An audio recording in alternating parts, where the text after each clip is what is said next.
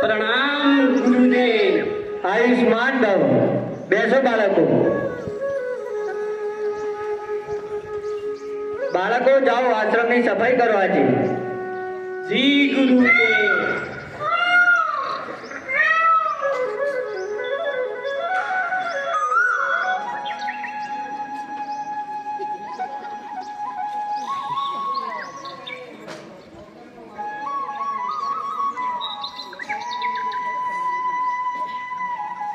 બાળકો जी गुरुदेव।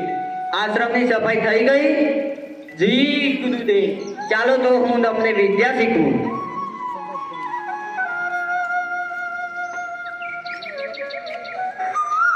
प्रणाम गुरुदेव। આયુષ્માન ભવ। બેસો બાળકો।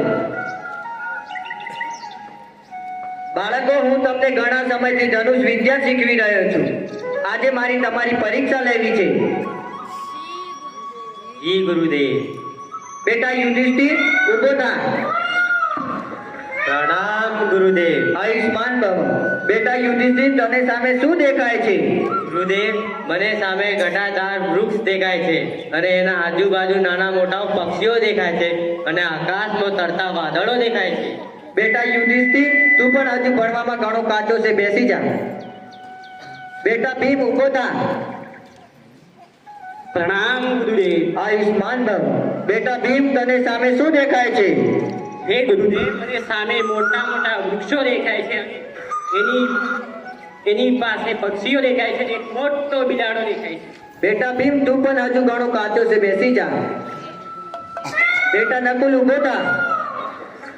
प्रणाम गुरुदेव। આયુષ્માન ભવ। બેટા નકુલ તને સામે શું દેખાય છે? गुरुजी, મને સામે મોટું વૃક્ષ દેખાય છે, વૃક્ષની ઉપર બેઠેલા પક્ષીઓ દેખાય છે અને આકાશમાં તરતા વાદળો દેખાય છે। બેટા નકુલ તું પણ હજુ ઘણો કાચો છે, બેસી જા।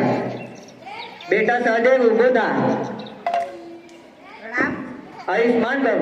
બેટા સહદેવ તને સામે શું દેખાય છે? હે ગુરુદેવ, મને સામે એક જટાદાર વૃક્ષ દેખાય છે અને આજુબાજુમાં બેઠેલા પક્ષીઓ દેખાય છે અને આકાશમાં તરતા વાદળો દેખાય છે। બેટા સહદેવ તું પણ હજુ ઘણો વિદ્યામાં કાચો છે, બેસી જા। બેટા અર્જુન આ ચાર તો પરીક્ષામાં અસફળ ગયા છે, હવે તારો વારો છે, ઊભો થા। प्रणाम गुरुदेव। આયુષ્માન ભવ। બેટા અર્જુન તને સામે શું દેખાય છે?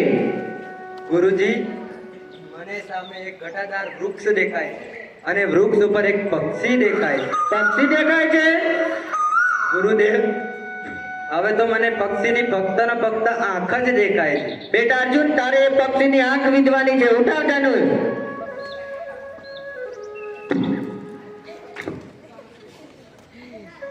ચડાબાટ તાક નિશાન વિંધી દે આંખ। શાબાશ બેટા અર્જુન, શાબાશ। હું તને ઘણા સમયથી ધનુષ વિદ્યા શીખવી રહ્યો છું, તેમાં તે ખૂબ જ ધ્યાન રાખી ધનુષ વિદ્યામાં પારંગત થયો છે, તે તારા લક્ષ્યને પ્રાપ્ત કર્યો છે, મારા તને આશીર્વાદ છે।